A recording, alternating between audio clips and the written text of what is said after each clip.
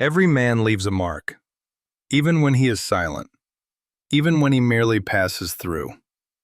A glance sets direction. A word tilts the balance. A presence alters the air. This is inevitable, but there is a difference few learn to recognize. To influence is not to govern. You influence when you act in truth, without calculating the effect. Calculating the effect is not wisdom. It is anxiety disguised as control.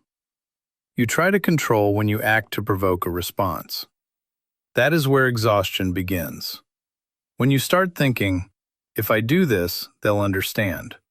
If I stay, they'll change. If I explain better, they'll feel it. At that moment, you are no longer in the act. You are in the outcome. And the outcome does not belong to you. I have seen men wear themselves down, not by what they did, but by what they waited for others to become. They wanted to steer emotions, correct wills, soften decisions that were not theirs.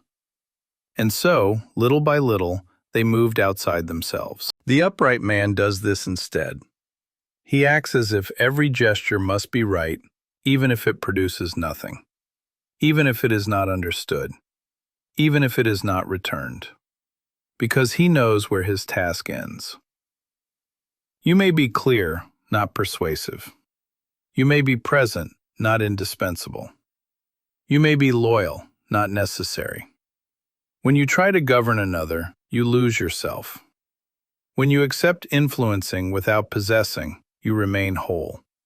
That is the point. You are not responsible for what another feels. You are responsible for not betraying your judgment in the attempt to guide it. Act well, then let go. Not out of detachment, but out of respect for order. Because the wise man does not renounce his impact. He renounces possession. And in doing so, he remains human without surrendering command.